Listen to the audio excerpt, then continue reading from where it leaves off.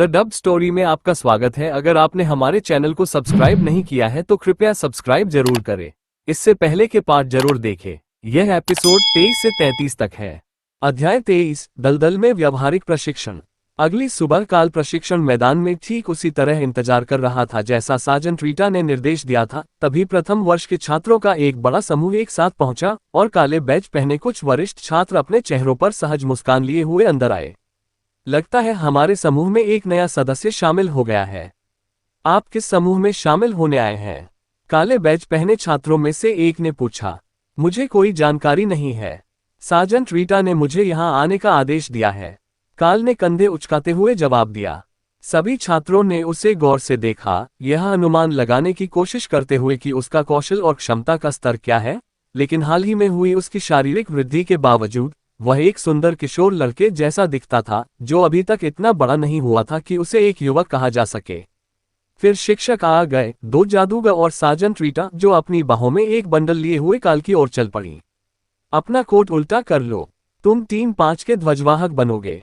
ये रहा तुम्हारा मिशन का असली झंडा, इसे चोगे की तरह पहन लो और मेरी शुभकामनाएं तुम्हारे साथ हैं। जैसा कि मैंने कहा, पहला दिन हमेशा सबसे कठिन होता है, उसने मुस्कुराते हुए उसे बताया। ओह, आज की ट्रेनिंग के लिए हमें एक नौसिखिया मिल रहा है, वरिष्ठ छात्रों में से एक ने पूछा।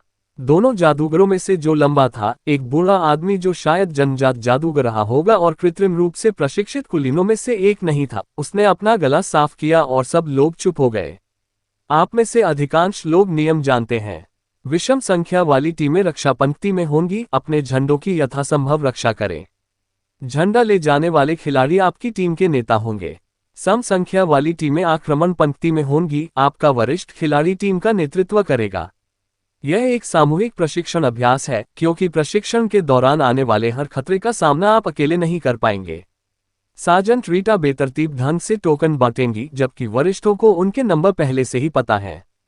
सीनियर जेफरी एक मिशन पर है, इसलिए अगले कुछ हफ्तों तक काल उनकी जगह लेंगे। रीटा प्रथम वर्ष के छात्रों के समूहों के बीच से गुजरी और टोकन बांटे, जिन्हें सभी ने एक बैग से निकाला। फिर छात्रों ने अपने द्वारा निकाले गए टोकन के आधार पर समूह बनाए। ये तथ्य कि यह पूरी तरह से यादृच्छिक था और इस बात की कोई गारंटी नहीं थी कि उनका समूह ठीक से बनेगा, काल के लिए पहले से ही सिरदर्द बन रहा था। लेकिन ऐसा लग रहा था कि बाकी लोग स्थिति से अच्छी तरह वाकिफ थे और वे पहले से ही इस बात की योजना बना रहे थे कि उनके पास जो कुछ भी है, उसके साथ वे कैसे काम करेंगे। यही उस पाठ का सार था। जब कोई आपातकालीन स्थिति आती थी, तो जो भी आपात स्थिति के सबसे करीब होता था, वही जवाब देता था। आप अग्रिम पंक्ति के रक्षक, उपचारक या जादूगरों को चुन चुनकर तैनात नहीं कर सकते थे। आपको बस अपने पास मौजूद संसाधनों से ही लड़ना होता था और इसके बारे में सोचने के लिए कोई अतिरिक्त समय नहीं होता था। काल के समूह में दाना नाम की जादूगरनी लड़की थी, जो पहले दिन उसके पीछे थी। साथ ही 7 बड़े लड़के थे जिनके पास ढाल और हथौड़े या भाले थे। अरे रहने दो, समूह को बनते देख दूसरे छात्रों में से एक ने आह भरी।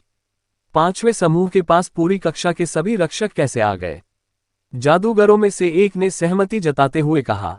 उसके समूह में 5 जादूगर और 3 लड़के थे जिनके पास छोटी तलवारें और कटारें थीं। अगर वे हमला कर रहे होते तो स्थिति इतनी गंभीर नहीं होती, लेकिन वे समूह 3 के सदस्य थे और उन्हें बिना किसी ऐसे व्यक्ति के झंडे की रक्षा करनी थी जो सीधे हमले का सामना कर सके। चौथे समूह के ध्वजवाहक ने हंसते हुए अपने समूह की ओर इशारा किया। 8 प्रथम वर्ष की जादूगरनी लड़कियां थीं, जिससे उनकी टीम में कुल 2 लड़कियां नहीं रह गईं। डाना और दूसरे समूह की एक योद्धा। लेकिन उन्होंने थैले से नंबर निकाले थे, इसलिए अगर कोई धोखाधड़ी हो रही थी तो उसका पता लगाना आसान नहीं था। लगता है आज का मैच दिलचस्प होगा। कभी कभी किस्मत साथ नहीं देती और आपको तुरंत रणनीति बनानी पड़ती है। ग्रुप 5 के पास ढाल तो है, लेकिन उनकी गतिशीलता सीमित है और उनके पास सिर्फ एक ही जादूगर है। उन्हें पछाड़कर झंडा हासिल करना नामुमकिन नहीं है, बस आपको रचनात्मक होना पड़ेगा। काल ने सुनहरे रंग के अकादमी लोगों वाले काले झंडे को अपने कंधों पर एक लिबादे की तरह लपेटा और उसे बांध लिया। फिर ये देखने के लिए अपने समूह में शामिल हो गया कि वे क्या कर सकते हैं। तैयारी के लिए आपके पास 2 मिनट का समय होगा, फिर हम सभी को उनके शुरुआती स्थानों पर ले जाएंगे। बड़े जादूगर ने घोषणा की, जबकि दूसरे जादूगर ने जमीन पर एक चटाई बिछाना शुरू कर दिया जिस पर तरह तरह के आकर्षक प्रतीक बने हुए थे। ठीक है, सभी लोग कौशल के लिए क्या क्या इस्तेमाल कर सकते हैं? इतने सारे जादूगरों के साथ रक्षात्मक होकर खेलना मुश्किल होगा, वे बहुत जल्दी मुझे निशाना बना लेंगे। काल ने पूछा, नए होने का यही मजा है। सब तुम्हें निशाना बनाएंगे क्योंकि तुम अकेले ऐसे नेता हो जिसे पता नहीं कि क्या करना है। मुझे लगता है कि तुम यहाँ आने के बाद से ही इसकी ट्रेनिंग ले रहे हो, लेकिन बाकी सभी नेता दूसरे और तीसरे साल में हैं। जहां तक हुनर की बात है, मैं कोहरा बना सकती हूँ या जादुई मिसाइलें दाग सकती हूँ, डाना ने समझाया और फिर अपने काले घुंघराले बालों को चेहरे से हटाकर पोनीटेल में बांध लिया। हम सब आम योद्धा हैं और हम सब के पास एक जैसे दो कौशल हैं, स्लैश और गार्ड। ऐसा लगता है कि यह हर साल होता है क्योंकि गार्ड सबसे आम कौशल है और स्लैश सिखाना आसान है, एक योद्धा ने समझाया। ठीक है, गार्ड असल में क्या करता है? मतलब आपके स्तर पर। मुझे इस बात की चिंता नहीं है कि ड्रैगन बुलवार्क फिल्मों में उसका इस्तेमाल कैसे करता है, काल ने जवाब दिया। छात्र इस विचार पर हंस पड़े कि वे अंततः ओवरलॉर्ड स्तर पर गार्ड कौशल का उपयोग करके एक ऐसी बाधा बनाने में सक्षम हो सकते हैं जो पूरे शहर के एक ब्लॉक तक फैली हो। ये लगभग 3 मीटर व्यास का एक अष्टभुजाकार घेरा है। इसे गिराने में बाकी लोगों को कुछ समय लगेगा, लेकिन अगर हमलावर टीम के नेता हम में से किसी एक को निशाना बना लेते हैं तो हमारी हालत बहुत खराब हो जाएगी, लड़के ने समझाया। काल ने सिर हिलाया। मुझे यही उम्मीद थी। क्या सबको ग्लेडिएटर वाली फिल्में याद हैं? वो तेरी पंक्ति वाली बनावट और कछुए का कवच। जब हम पर हमला हो तो अपनी ढालों से एक दूसरे पर चढ़ी हुई दीवार बना लो, और जब हम मुसीबत में हो तभी गार्ड का इस्तेमाल करके उन्हें रोक दो। एक साथ रहने से हमें ढूंढना मुश्किल हो जाएगा, बशर्ते हम खुले मैदान में न हो, जबकि डाना और मुझे आक्रमण करना होगा जब तक कि वे हम पर आरोप न लगा दें। डाना ने आह भरी। जानती हो, मैजिक मिसाइल में बहुत सारी माना ऊर्जा खर्च होती है, मैं इसे ज्यादा इस्तेमाल नहीं कर सकती। लेकिन कोहरा आसान है, मैं कोहरे में काफी अच्छी हूँ। क्या हम जहाँ जा रहे हैं वहाँ प्राकृतिक कोहरा है? काल ने पूछा। बाकी सबने सिर हिलाया। तो इसे तब तक बचा कर रखो जब तक हम पर हमला न हो जाए। मैं नहीं चाहता कि वे कोहरे की वजह से हमें ढूंढ ले। ये कितनी तेजी से फैलता है? डाना ने माथे पर शिकन डाली। लगभग 10 मीटर प्रति मिनट की त्रिज्या फैलने के साथ साथ इसकी गति धीमी होती जाती है। अगर हम इसका प्रभावी ढंग से उपयोग करना चाहते हैं तो इसमें समय लगेगा। समय समाप्त हो गया है। सभी लोग परिवहन के लिए तैयार हो जाएं। जादूगर चिल्लाया। अध्याय 24 दलदल। अचानक वे घुटनों तक दलदली पानी में खड़े थे, सतह पर हल्की धुंध थी और उनके चारों ओर घने पेड़ थे। दाना, कोहरे का मंत्र शुरू करो। बाकी सब लोग पेड़ों के उस झुंड के पास पानी में छिप जाओ, काल ने फुसफुसाते हुए कहा। दलदली पानी में गर्दन तक डूबे रहना किसी को भी अच्छा नहीं लग रहा था। उसमें सड़न और उससे भी कहीं ज्यादा दुर्गंध आ रही थी, लेकिन उन्होंने काल का आदेश माना और एक गोलाकार आकृति में छिप गए, जिसके बीच में काल और डाना थे। काल ने हॉक को छोड़ दिया और पक्षी को कुछ देर के लिए अपने कंधे पर खड़े रहने दिया। हॉक, जाओ और हमलावरों का पता लगाओ। ये वो समूह हैं जिनमें से किसी ने भी मेरे जैसा काला चोगा नहीं पहना है। उन्हें तुम्हें देखने मत देना और 5 मिनट के अंदर वापस आ जाना, उसने फुसफुसाते हुए कहा, लेकिन जोर से इसलिए बोला ताकि बाकी लोग उसकी योजना समझ सकें। क्या आपके पास पालतू पक्षी है? डाना ने पूछा। हाँ, मुझे पता है। यह मेरी कक्षा के कौशल का हिस्सा है, लेकिन यह एक असली पक्षी है, इसलिए मैं उसे चोट नहीं पहुंचाना चाहता, काल ने समझाया। पक्षी इलाके की निगरानी करता है ताकि हमें पता चल सके कि कब कोई हमें ढूंढ सकता है और हम पर हमला न हो। कोहरा हमारी सही जगह छिपा देता है, भले ही उन्हें तुरंत पता चल जाए कि यह असामान्य है। पानी में होने से हम पर निशाना साधना मुश्किल हो जाता है और हमें पहला हमला करने का मौका मिल जाता है। योद्धाओं में से एक ने यह निष्कर्ष निकाला। बिल्कुल सही। डाना, किनारों पर कोहरा इतना घना मत रखना, पीछे पेड़ों के पास पहुंचते ही कोहरा घना करते जाना। अगर वे कोहरे के बीचों बीच निशाना साध रहे हैं तो मैं चाहता हूं कि वे हमसे कम कुछ मीटर दूर से निकल जाएं। अगर हमारी किस्मत अच्छी रही तो वे पहले आपस में ही उलझ जाएंगे और हम कमजोर समूहों का सामना कर सकेंगे, काल ने आगे कहा। काम करते हुए डाना धीरे से मुस्कुराए। ये तो बहुत ही घटिया हरकत है। अब आगे क्या? पेड़ों से लताएं तोड़कर उनके नीचे छिपोगे? काल को कुछ कहने की जरूरत भी नहीं पड़ी। योद्धा तुरंत कुछ लताओं को उखाड़ने में जुट गए। वे उन्हें द्वीप से उखाड़ नहीं रहे थे, बल्कि उन्हें इस तरह से उखाड़ रहे थे ताकि वे समूह के ऊपर लताओं की चादर बिछा सके और ऐसा दिखावा कर सके कि वे द्वीप का ही हिस्सा हैं। कोहरे का बादल तेजी से बढ़ रहा था, लेकिन समूह 1 वर्ग किलोमीटर के दलदली क्षेत्र में फैले हुए थे और वे अकेले नहीं थे। यहाँ सामान्य श्रेणी के राक्षस भी थे, जैसे मेढक और भरिंग, जो बहुत शोर मचा रहे थे और रक्षकों की तलाश कर रहे समूहों का ध्यान भटका रहे थे। कुछ ही मिनटों में हॉक आसमान से नीचे झपटा और काल के सिर के ऊपर खींची गई लताओं पर उतरा और फिर अपने वशीकरण क्षेत्र में गायब हो गया। मेरा पेट भर गया है, मैं अब थोड़ी देर सोऊंगा, उसने घोषणा की। क्या तुमने काम करने के बजाय मेढक खाए? काल ने पूछा। मैंने काम किया, कोई इस तरफ नहीं आ रहा है। बाकी 2 कोट वाले लोग पास पास हैं और बाकी सब उस तरफ जा रहे हैं, पक्षी ने घोंसले में बैठते हुए जवाब दिया। हॉक का कहना है कि बाकी 2 रक्षक दल एक साथ शुरू हुए थे और बाकी सब उसी तरफ जा रहे हैं। तो इलाके के दूसरी तरफ 3 के मुकाबले 2 की स्थिति है। जब तक वह लड़ाई खत्म नहीं हो जाती तब तक वे शायद हमें ढूंढने नहीं आएंगे। क्या हम डाना की ऊर्जा बनाए रखने और उस धुंध को फैलाने में मदद करने के लिए कुछ कर सकते हैं? काल ने फुसफुसाते हुए कहा। कुछ नहीं, वैसे तो ये बहुत थकाने वाला नहीं है, मुझे बस इस पर ध्यान केंद्रित करते रहना है। जब तक वे हमें ढूंढने आएंगे तब तक काफी भीड़ हो चुकी होगी, लेकिन अगर उनके लोग लापता नहीं हुए तो वे एक कतार में चलकर हमें आसानी से ढूंढ लेंगे। योद्धाओं ने कंधे उचका दिए। असल में उन्हें इससे कोई फर्क नहीं पड़ता था। दूर से हमला करने वाले कुछ ही मीटर की दूरी से लड़ाई नहीं देख पाएंगे, और वैसे भी वे नजदीकी लड़ाई लड़ने वाले योद्धा थे। आखिरी क्षण में पकड़े जाना ही तो वे चाहते थे। हॉक, पेड़ों पर जाकर आराम करो। आराम करते समय दूसरे समूहों पर नजर रखना, क्योंकि तुम भोजन के बीच अपनी भूख पर काबू नहीं रख सकते। काल ने निर्देश दिया। ठीक है, मैं जाकर देखूंगा। काल ने फैसला किया कि पक्षी को जल्द ही किसी न किसी तरह के अनुशासन प्रशिक्षण की जरूरत पड़ने वाली है, लेकिन उसे इस बात का कोई अंदाजा नहीं था कि एक बुद्धिमान राक्षस को कैसे प्रशिक्षित किया जाए, या भोजन के प्रति लालची प्राणी को कड़ी मेहनत करने और पहले अवसर पर ही पेट भरकर खाने से रोकने के लिए क्या कारगर साबित होगा। हालांकि ये तथ्य कि इसने बिना किसी परेशानी के एक सामान्य श्रेणी के जीव का शिकार किया और सुरक्षित वापस लौट आया, यह एक अच्छा संकेत था कि विंडस्पीड हॉक की शक्ति तेजी से बढ़ रही थी। यह प्रजाति के लिए सामान्य से कहीं अधिक तेज गति थी, और काल को पूरा यकीन था कि इसका संबंध उनके बीच के बंधन से था। इस शक्ति के बारे में उसे बहुत कुछ नहीं पता था, लेकिन जैसे ही हॉक पेड़ पर बैठ गया और अपनी तीक्ष्ण दृष्टि से चल रही लड़ाइयों को ध्यानपूर्वक देखने लगा और काल को पल पल की जानकारी देने लगा, उसे थोड़ा और समझ आने लगा। हॉक अपनी मनमर्जी करता रहा और लगातार खाने के लिए गिड़गिड़ाता रहा, जैसा कि सभी नन्हे पक्षियों का स्वभाव होता है। लेकिन जब काल ने उसे कोई आदेश दिया तो पक्षी ने उसका पालन किया। बस दिक्कत ये थी कि काल ने पर्याप्त आदेश या पर्याप्त विवरण नहीं दिए, इसलिए हॉक ने उनका पूरा फायदा उठाकर उन्हें अपने हिसाब से तोड़ मरोड़ दिया। पहले मिशन की तरह उसने भी ठीक वैसा ही किया, यानी खोजबीन करके वापस लौट आया। उसने शायद मेढक पर घात लगाने में लगे कुछ ही सेकंडों में कुछ खास चूक नहीं की। फिर उसने तुरंत झपकी लेने की कोशिश की, क्योंकि झपकी लेना मना नहीं था और खाने के बाद बाज का यही स्वाभाविक इच्छा होती है। जब वे जादूगरों के साथ प्रशिक्षण ले रहे थे, हॉक ने कभी कोई गड़बड़ नहीं की, लेकिन काल उसे हर कुछ सेकंड में निर्देश देता रहता था ताकि वह अपनी जगह पर स्थिर रहे और उन हिस्सों को ढक सके जिन्हें वह खुद नहीं ढक सकता था।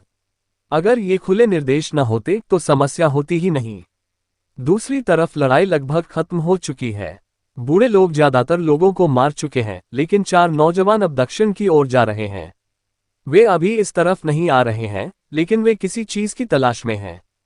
हॉक ने उसे बताया। हॉक का कहना है कि लड़ाई के बाद बाकी लोग दक्षिण की ओर जा रहे हैं। केवल 4 ही बचे हैं और वे निर्धारित क्षेत्र की सीमा का अनुसरण कर रहे हैं। काल ने बाकी लोगों से फुसफुसाते हुए कहा। सिर्फ 4? काल के पीछे खड़े योद्धाओं में से एक ने पूछा। हाँ, मुझे अभी पक्का नहीं पता कि वे 4 कौन से होंगे। मैं जानकारी जुटाने की कोशिश करूंगा, लेकिन फिलहाल मुझे एक अंदाजा है, काल ने आगे कहा। समूह के बाकी सदस्य बेसब्री से किसी भी ऐसे नए प्लान का इंतजार कर रहे थे जिसमें दुर्गंधयुक्त दलदल में छिपने की जरूरत न हो।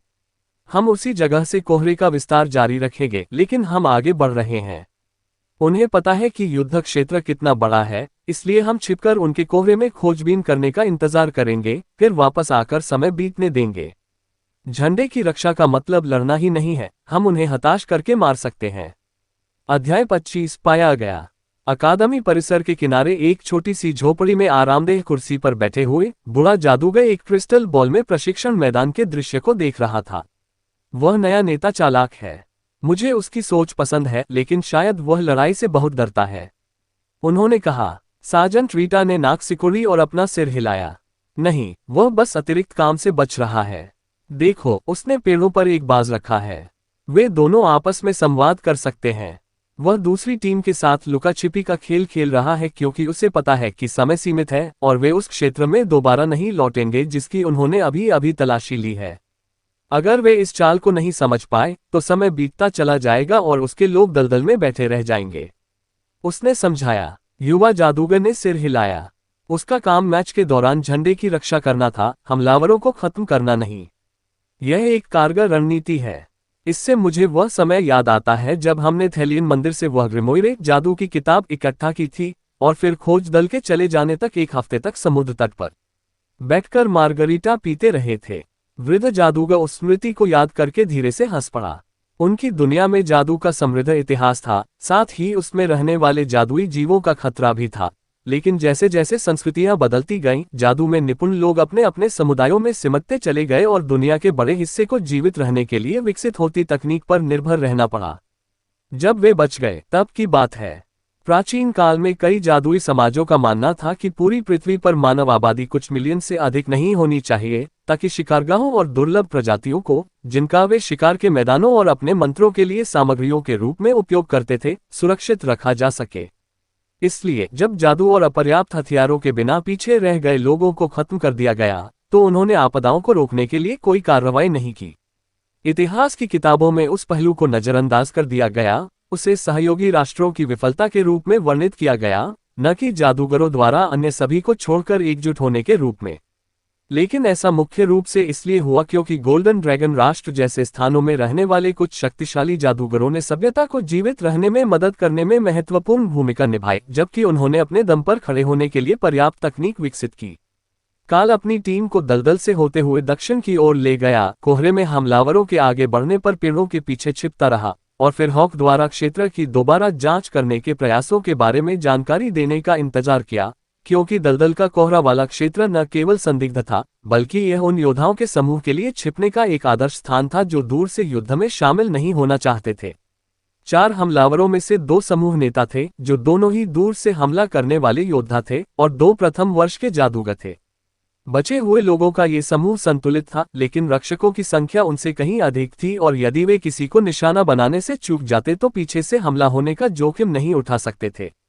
वे चले गए हैं। मुझे यहाँ पक्षी से बड़ा कोई जीव दिखाई नहीं दे रहा है, नेताओं में से एक ने फुसफुसाते हुए कहा। अगर आपकी कुशलता यही कहती है तो हम आगे बढ़ सकते हैं, लेकिन मुझे लगता है कि जब उन्हें लगेगा कि हम जा चुके हैं तो वे वापस लौट आएंगे, इसलिए चलिए फिर से शुरू करते हैं। दूसरे ने भी सहमति जताई।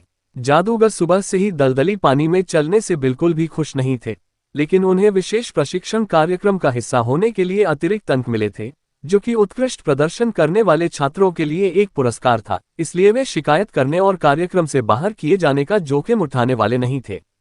हमलावर दल अंतिम रक्षकों के छिपने की जगह का पता लगाने के लिए उत्तर की ओर बढ़ा और काल ने फिर से आगे बढ़ने का आदेश देने की तैयारी की। केवल 15 मिनट बचे हैं, योद्धाओं में से एक ने फुसफुसाते हुए कहा। ऐसे में हम यहीं इंतजार करेंगे।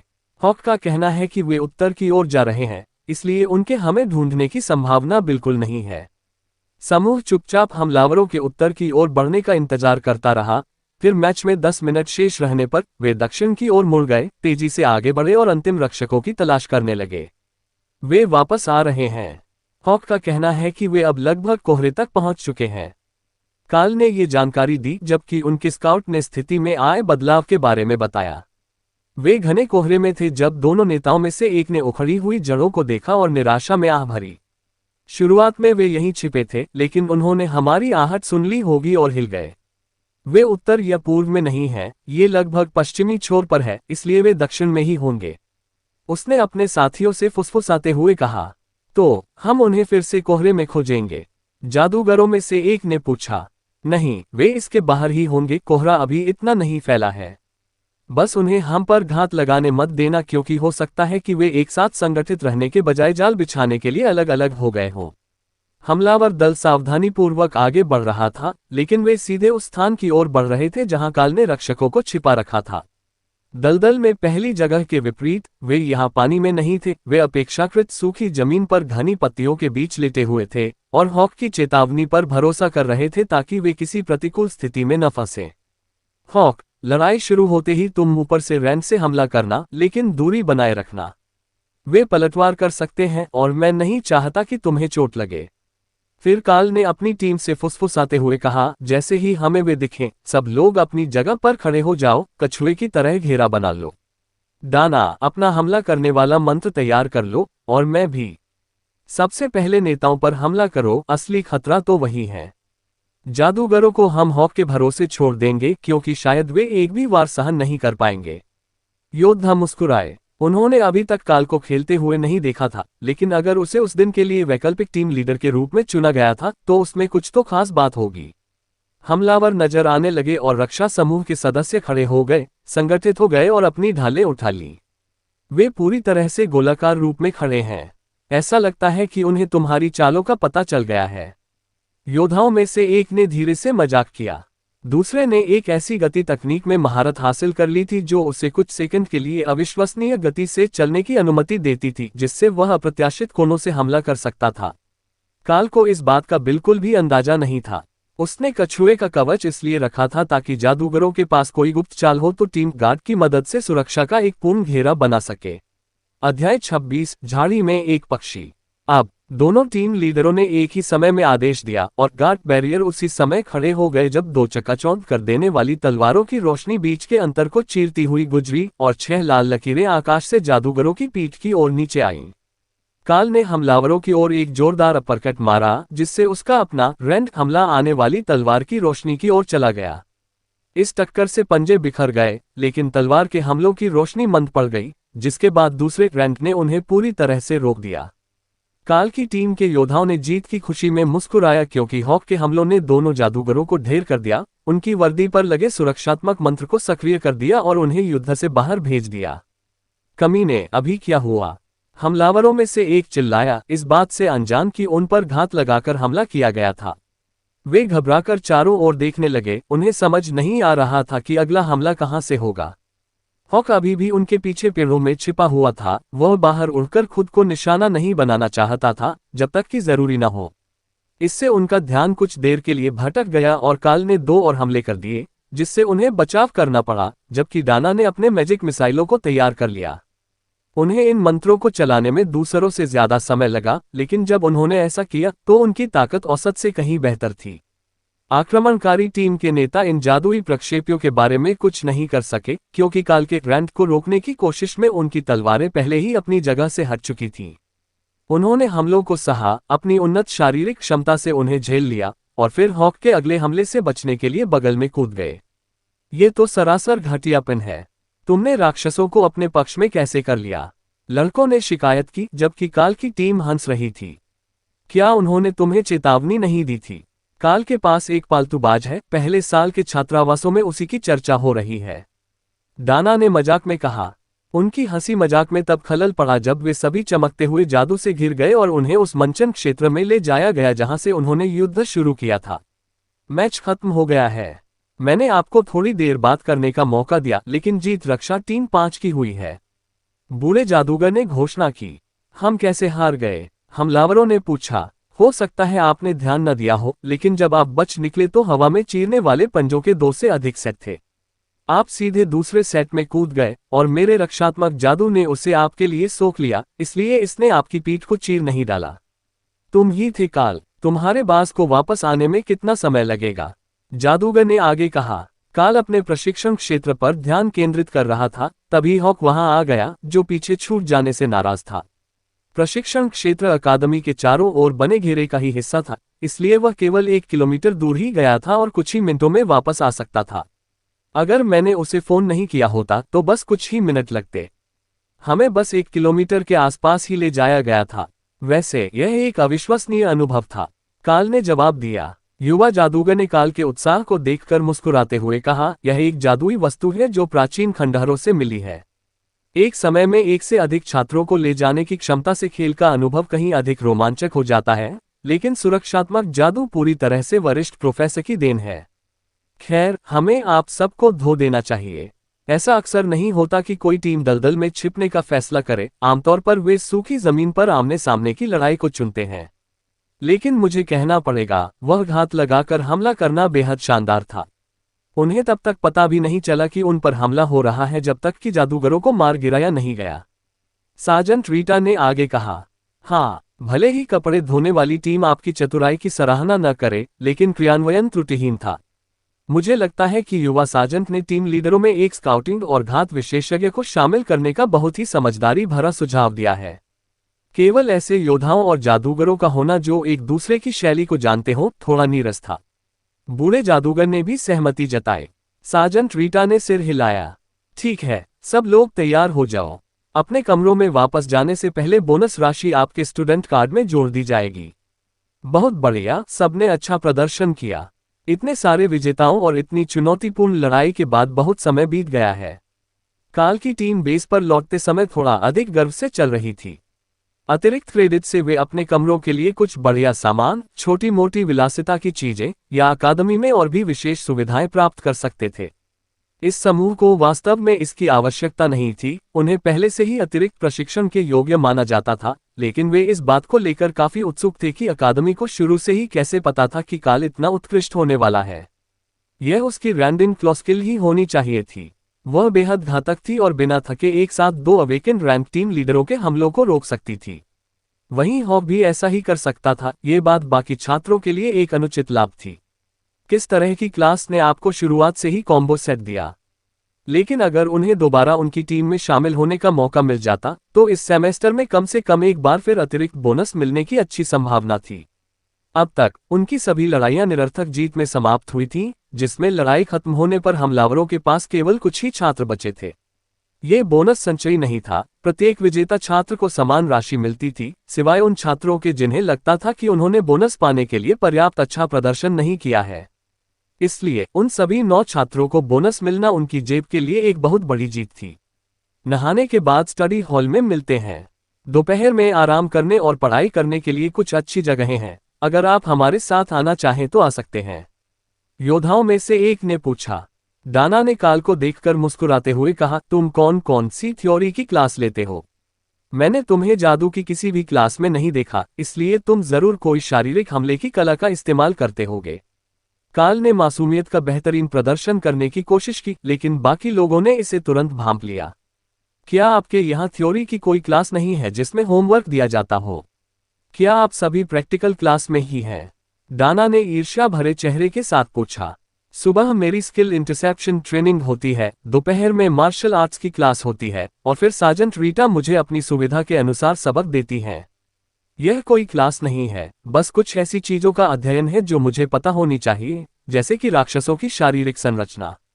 काल ने समझाया। लड़कों में से एक हंस पड़ा। खैर, तुम्हारी हालत डाना से बेहतर है। वह सुबह हमारे क्लासरूम के सामने सैद्धांतिक जादू और व्यावहारिक कौशल की क्लास लेती है, फिर दोपहर भर आधुनिक नृत्य और सौंदर्य प्रसाधन की क्लास में रहती है। डाना शर्मा गई, जबकि काल ने उस प्यारी जादूगरनी को गौर से देखा।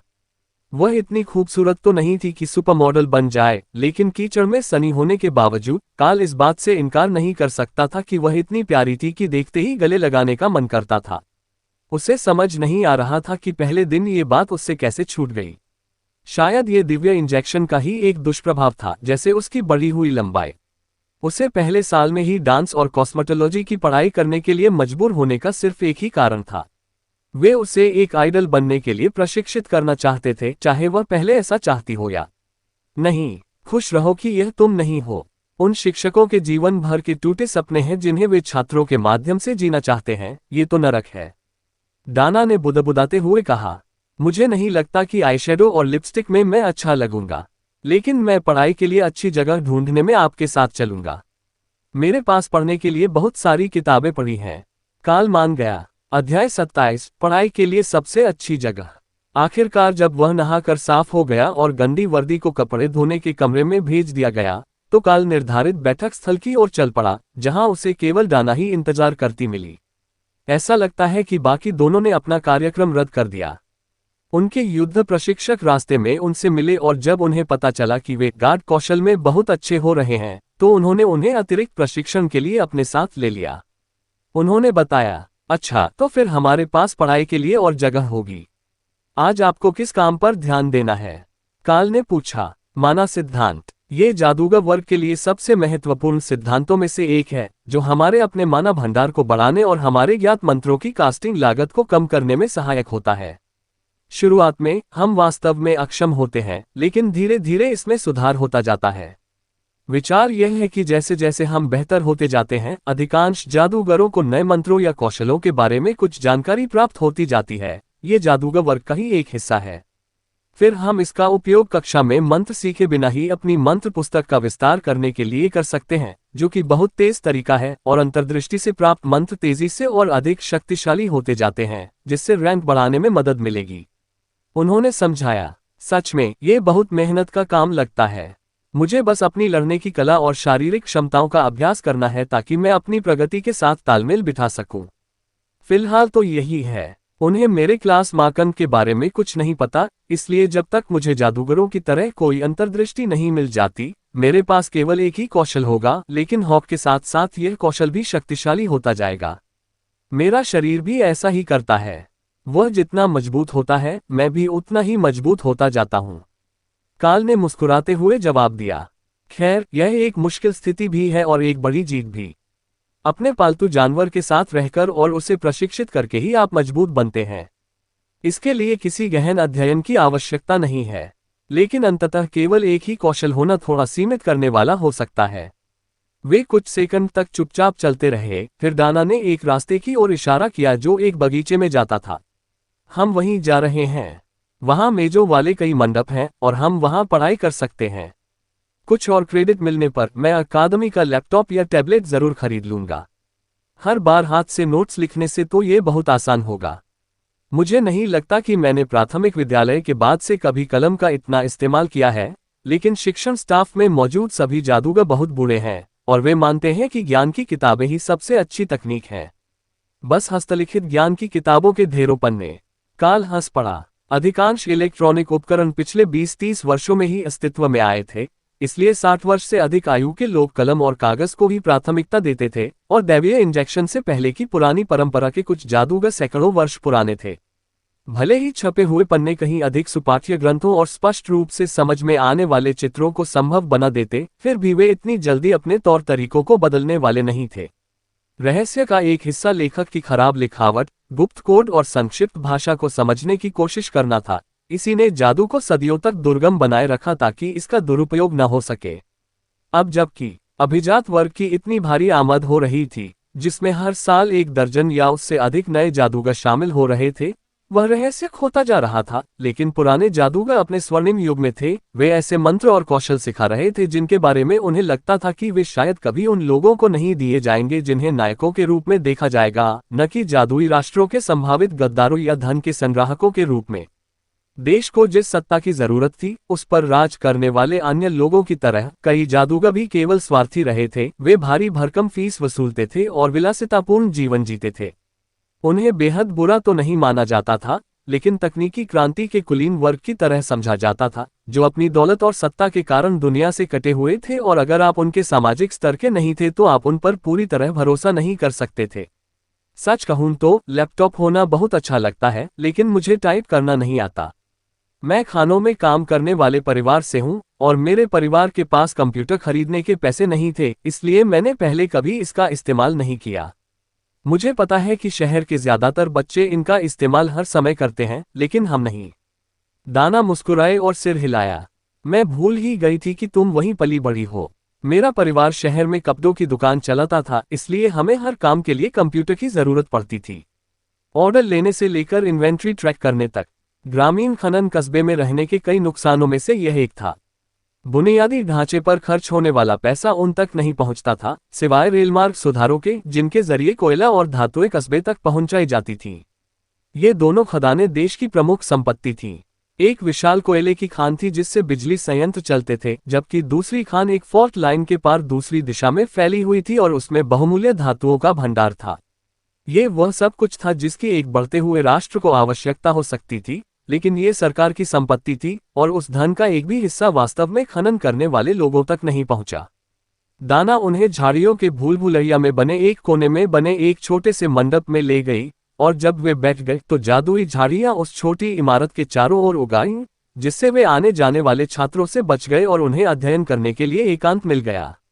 ये तो बहुत बढ़िया है, और इसकी खुशबू भी कितनी अच्छी है। काल ने आह भरी, उसे घर की कोयले की धूल और दलदल की गंदगी दोनों की याद आ गई। हाँ, मुझे तो लिली के फूल सबसे ज्यादा पसंद हैं, इसलिए इस जगह का कोई मुकाबला नहीं। दाना ने मुस्कुराते हुए सहमति जताई और अपनी पाठ्यपुस्तकें उसके सामने रख दी। काल ने अकादमी के आसपास पाए जाने वाले आम राक्षसों पर अपनी मौजूदा अध्ययन पुस्तिका निकाली। ये वह किताब थी जिसे अभियान पर जाने वाले सभी छात्र समूहों को याद करना अनिवार्य था, और सार्जेंट रीटा ने काल से भी इसे सीखने की मांग की थी, हालांकि उनका इरादा उसे इतनी जल्दी अकादमी परिसर छोड़ने देने का नहीं था। वह चाहती थी कि वह राक्षसों की सभी क्षमताओं को सीखे ताकि वह अपने विकास के लिए एक योजना बना सके। काल को उम्मीद थी कि एक बार वह ये सीख लेगा तो वह अपना वादा पूरा करेगी और उसके संग्रह में जोड़ने के लिए एक और राक्षस शावक ढूंढेगी जो हॉक से भी अधिक टिकाऊ हो।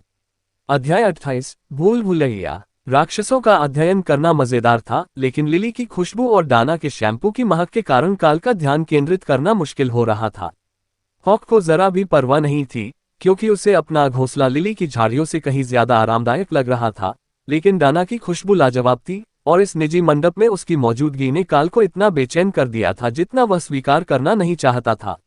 लेकिन उसने एक घिनौना इंसान न बनने और अपनी पढ़ाई पर ध्यान देने की पूरी कोशिश की। इलाके में मौजूद हर उस राक्षस के बारे में सावधानीपूर्वक नोट्स बनाए जो कुछ हद तक उपयोगी हो सकता था, जबकि बाकी राक्षसों को याद कर लिया ताकि भविष्य में उनसे सामना होने पर वह उनका इस्तेमाल कर सके। जैसे जैसे उसे अधिक जानकारी मिलती गई, वैसे वैसे सार्जेंट के उसे प्रशिक्षण के लिए यहीं रखने और बाहर जाने देने के अपने रुख में नरमी आने की संभावना बढ़ती गई। ऐसा नहीं था कि अकादमी खूबसूरत या सुविधाओं से लैस नहीं थी, लेकिन काल अपने बचपन में खनन कस्बे से बाहर बहुत कम ही गया था, और यहाँ आने के रास्ते में उसने कई किलोमीटर का बीहड़ इलाका देखा था। बस एक समूह के साथ इसे देखना ही अपने आप में एक रोमांच होगा, ठीक वैसे ही जैसे उसके पिता ने उस काल्पनिक छुट्टी के दिन पर कैंपिंग ट्रिप का वादा किया था, जो उन्हें कभी नहीं मिली। सूर्यास्त नजदीक आने पर आकाश का रंग बदलने लगा। तब तक दोनों घंटों चुपचाप अध्ययन करते रहे। अच्छा, अब हमें अंदर वापस जाना चाहिए। अगर हम जल्दी नहीं निकले तो रात के खाने तक अंधेरा हो जाएगा, और अकादमी के परिसर में इमारतों के बीच के रास्तों को छोड़कर कहीं भी रोशनी नहीं है। दाना ने काम रोकना पड़ रहा था, इसलिए झुंझलाते हुए आह भरी। तुम पढ़ाई में काफी दिलचस्पी लेते हुए दिख रहे थे, काल ने कहा। हाँ, बाकी दोनों तो लड़ाई में अच्छे साथी हैं, लेकिन पढ़ाई में बिल्कुल बेकार। वे किसी भी बात को गंभीरता से नहीं लेते और लगातार बातें करते रहते हैं। बस बैठकर पढ़ाई कर पाना ही एक सुखद बदलाव है। उसने सहमति जताई। जैसे ही उन्होंने अपना सामान समेटा और खड़े हुए, मंडप के चारों ओर की झाड़ियां फिर से खुल गईं, जिससे उन्हें भूल भुलैया में जाने का रास्ता मिल गया। लेकिन जैसे ही वे बाहर निकले, दुनिया में अंधेरा छा गया, मानो सूरज 1 घंटा पहले ही डूब चुका हो और मंडप ही अपनी रोशनी दे रहा हो। ध तेरे की, मुझे कुछ दिखाई नहीं दे रहा है, दाना ने बुदबुदाया। मुझे लगता है कि हम झाड़ियों के पीछे और बादलों की छाया में हैं, बाहर निकलते ही सब ठीक हो जाएगा। लेकिन मुझे ठीक से दिखाई दे रहा है, इसलिए अगर तुम मेरा हाथ पकड़ लो तो हम बाहर निकल पाएंगे, काल ने सुझाव दिया। दाना का हाथ उसके हाथ से टकराया, फिर नीचे फिसलकर उसकी उंगलियों को पकड़ लिया, और काल को एहसास हुआ कि किसी और के लिए ये कितना अंधेरा होगा। उसे जो रंग दिखाई दे रहे थे, उनमें से किसी का भी नाम उसे पता नहीं था, लेकिन रोशनी उनके पैरों के नीचे घास से आ रही थी। ये जैविक प्रकाश का एक रूप होना चाहिए जो सामान्य मानव दृष्टि की सीमा से बाहर था, जिसका अर्थ था कि यहाँ का अंधेरा शायद अप्राकृतिक था। उन्होंने समय को लेकर कोई गलती नहीं की थी, किसी ने भूल भुलैया पर अंधकार का जादू कर दिया था। जब काल वापस रास्ते पर आगे आगे चल रहा था, तब दाना का हाथ उसके हाथ में आश्चर्यजनक रूप से नर्म और गर्म था, और घास में लगभग लड़खड़ाने के कारण उसकी सांसें और भी तेज होती जा रही थीं। चिंता मत करो, मैं तुम्हारे साथ हूँ। बस आराम करो और मेरे कदमों का अनुसरण करो, काल ने फुसफुसाते हुए कहा। दाना उसके बगल में आ गई, इसलिए काल ने अपना हाथ उसके कंधों पर लपेट लिया और भूल भुलैया से बाहर निकलने के लिए आखिरी कुछ मोड़ लेते समय उसका हाथ नहीं छोड़ा। उनकी जगह ज्यादा दूर नहीं थी, भूल भुलैया में खो जाने की संभावना बहुत कम थी, लेकिन फिर भी वह सैर एक सुखद याद बन गई थी। ढलती हुई शाम की रोशनी में वापस आने पर दाना ने राहत की सांस ली, लेकिन जब तक उन्हें पास ही पेड़ों में से एक के पीछे से किसी के धीरे से हंसने की आवाज नहीं सुनाई दी, तब तक वह काल से दूर हटने के लिए हिली भी नहीं। बधाई हो, आप रोमांस की भूल भुलैया से निकलने वाले पहले व्यक्ति हैं। और आप दोनों कितने प्यारे हैं, पेड़ के पीछे खड़े व्यक्ति ने हंसते हुए कहा। रोमांस का भूल भुलैया? डाना ने धीरे से पूछा। क्या तुम्हें पता नहीं था? ये अकादमी का सबसे मशहूर रोमांस स्पॉट है, इन छिपी हुई झाड़ियों की वजह से। जब भी हम बोर हो जाते हैं तो हम इन झाड़ियों पर अंधेरा छाने का जादू कर देते हैं, ताकि देखें कि कौन जोड़े बनकर बाहर आता है, कौन अपने साथी को पीछे छोड़ देता है और कौन सोचता है कि अंधेरा आवाजों को रोकता है और हद पार कर देता है, सीनियर सहपाठी ने समझाया। दाना शर्मा गई, लेकिन काल को एक शानदार विचार आया। वह उसके कान में फुसफुसाते हुए बोला, अगर सबको यकीन हो जाए कि हम यहाँ रोमांस करने आए हैं, तो कोई हमारी पढ़ाई में दखल नहीं देगा। हम पूरी रात यहीं रह सकते हैं और कोई हमें रोकने की कोशिश नहीं करेगा। एक पल के लिए वह सचमुच उसकी चाल में आ गई, फिर उसने काल की ओर देखा और जैसे ही उसे समझ आया कि वह असल में क्या कहना चाह रहा है, उसके गाल और भी लाल हो गए। अकादमी में जोड़ों की सूची में सिर्फ वे दोनों ही शीर्ष पर थे। जादूगर वर्ग के छात्रों के बीच यह एक बड़ा विवाद होगा और उनके बगल में बैठे योद्धा वर्ग के लड़के निश्चित रूप से काल और उसके साथ होने पर शिकायत करेंगे, जिसका मतलब था कि बाकी लड़कों के पास कोई मौका नहीं था। लेकिन वह उनमें से कुछ भी नहीं चाहती थी और काल उसे कम से कम रात के अधिकांश समय तक वास्तव में पढ़ाई करने देने में संतुष्ट प्रतीत हो रहा था। डाना ने इस बात के विचारों को दरकिनार कर दिया कि वे पढ़ाई न करने के दौरान क्या कर सकते हैं और उसकी योजना से सहमति जताते हुए सिर हिलाया। कल छुट्टी का दिन है, हम नाश्ते के बाद पढ़ने आ सकते हैं, उसने धीरे से जवाब दिया। तो फिर मैं लंच पैक कर लूंगा। वे दोनों जाने के लिए मुड़ रही थे कि भूल भुलैया के निकास द्वार के पास से दो लोगों के झगड़ने की आवाज सुनाई दी। जो भी जोड़ा अगला बाहर आ रहा था, वे एक दूसरे से खुश नहीं थे, लेकिन काल और डाना को आज रात दूसरे छात्रों के इस ड्रामे में कोई दिलचस्पी नहीं थी। उन्हें इस बात का एहसास भी नहीं हुआ कि वे अभी भी एक दूसरे का हाथ पकड़े हुए हैं, जब तक कि डाना छात्रावास में अपने कमरे की ओर नहीं मुड़ी और उसकी पकड़ ने उसे कुछ पल के लिए पीछे खींच लिया। माफ करना, मैं भूल गई थी। सुबह मिलते हैं, वह हकलाते हुए बोली और फिर दौड़कर अपने कमरे में चली गई। अध्याय 29, नींदहीन रातें। काल उस रात इतना उत्साहित था कि उसे नींद ही नहीं आई और सुबह सूरज निकलते ही वह नाश्ते पर पहुंच गया। उसने सोचा कि अब कमरे से बाहर निकलना ठीक रहेगा, लेकिन अकादमी में आने के बाद से अपनी पहली छुट्टी को लेकर उत्साहित होने वाला वह अकेला नहीं था और कॉमन एरिया पहले से ही उन छात्रों से भरा हुआ था जो दिन भर की अपनी योजनाओं पर चर्चा कर रहे थे। इस बात पर सहमति बनी कि उन्हें आज परिसर के हर कोने का पता लगाना चाहिए ताकि अगली बार जब उन्हें थोड़ा समय मिले तो वे सभी बेहतरीन जगहों को ढूंढ सके, लेकिन इससे डाना के साथ शांतिपूर्वक अध्ययन करने की उनकी योजनाओं पर गंभीर असर पड़ेगा। वह उसके साथ खाना खाने के दौरान शामिल हुई और नींद न आने वाली रात के बाद वह भी उतनी ही थकी हुई लग रही थी जितना वह खुद महसूस कर रहा था। सुप्रभात, लगता है आज पढ़ाई करने के लिए सबसे अच्छी जगह चुनने में हमसे गलती हो गई। डाना ने दलिया का कटोरा और एक ऐसा पेय लेकर बैठते हुए उसका अभिवादन किया जिसका रंग इतना चटक हरा था कि काल को यकीन हो गया कि वह जहरीला होगा। उसके चेहरे पर चिंता का भाव देखकर वह धीरे से हंस पड़ी, फिर उसने पेय की एक घूंट ली। ये एक एनर्जी ड्रिंक है, वो इसे वहां फ्रिज में रखते हैं उन छात्रों के लिए जो पढ़ाई में बहुत ज्यादा समय बिताते हैं। ये उतना बुरा नहीं है जितना दिखता है, उसने समझाया। काल ने अनिच्छा से सिर हिलाया। घर के पास वाली दुकान पर तो ये मिल जाते थे, लेकिन उसने इस रंग का कभी नहीं देखा था। खनिकों को वो पसंद आते थे जिन्हें कॉफी या जूस में मिलाकर पिया जाता था, यह इस बात पर निर्भर करता था कि उनकी शिफ्ट किस तरफ है। काल ने अपने मग पर हाथ फेरा। मैं कॉफी ही पी लूंगा, धन्यवाद। लेकिन अगर बगीचे में पढ़ाई करना बहुत शोरगुल भरा होगा तो क्यों न हम मेरे कमरे के आंगन में चले जाएं। वह काफी बड़ा है और वहां से कैंपस के बाकी हिस्सों से अलग थलग रहता है। वहां एकदम सन्नाटा रहता है और वहां एक अच्छी मेज भी है। ये तो वाकई बहुत सुखद लगता है। मेरा कमरा बेहद शोरगुल वाला है, तीन तरफ से अभ्यास कर रहे छात्रों के धमाकों की आवाजें सुनाई देती हैं और कसम से अगर इससे भी बुरा हाल होता तो उनकी सांसें भी सुनाई देती। कैफेटेरिया से निकलते समय उन पर पड़ रही ईर्ष्यालु निगाहों और इस बात को लेकर चल रही चर्चाओं पर उनमें से किसी ने भी ध्यान नहीं दिया कि क्या वे अकादमी पहुंचने से पहले एक दूसरे को जानते थे या क्या वे पहली बार रास्ते में मिले थे। यहाँ पहले कुछ हफ्तों में उन्हें जितनी पढ़ाई करनी थी उसके चलते गपशप करना ही उनके लिए समय का एकमात्र जरिया था। छात्रों को सीधे स्कूल से अकादमी लाया गया था, इसलिए उनके पास कक्षा में मौजूद सामान के अलावा उनका कोई पुराना सामान नहीं था। बड़े शहरों से आए कुछ छात्र यादों से भरे अपने स्कूल बैग लेकर आए थे और ट्रेन से उतरते समय उन्हें वह सब अकादमी द्वारा दिए गए बैग में ठूंसना पड़ा, लेकिन काल के पास वास्तव में रखने लायक कुछ भी नहीं था। अभिजात वर्ग द्वारा पहले से दी गई एकमात्र वास्तविक पाबंदी ये थी कि कपड़े न लाएं, क्योंकि चयनित छात्रों को अकादमी में वर्दी में रहना होगा और विशेष आयोजनों के लिए पोशाकें प्रदान की जाएंगी। दीवार पर सिर्फ एक तस्वीर लगी थी और जब काल रहने आया था तब कमरे में बेहतर फर्नीचर था, इसलिए कम से कम उसका कमरा बाकी कमरों की तरह खाली नहीं था, लेकिन उसे उम्मीद थी कि आंगन में बना ग्रीन हाउस ही डाना को सबसे ज्यादा प्रभावित करेगा। वह अपने कमरे से किताबें लेने के लिए जल्दी से रुकी और काल के पीछे पीछे उसके स्वीट में चली गई, जहां वह गहरे रंगों और गद्देदार चमड़े के बिस्तर के फ्रेम को देखकर आश्चर्यचकित रह गई। अच्छा, ये तो ओह अनोखा है। मेरा मानना है कि यहाँ आंगन में पढ़ाई करने की जगह है, उसने पूछा। बहुत कुछ, पहले आप, काल ने मुस्कुराते हुए जवाब दिया और पर्दे खोल दिए। बाहर लगे पौधों को देखकर डाना की आंखें चमक उठीं और वह उन्हें देखने के लिए दौड़कर बालकनी में चली गई। अरे, ये तो मूनबेरी का पेड़ है और इसका एक फल पक गया है।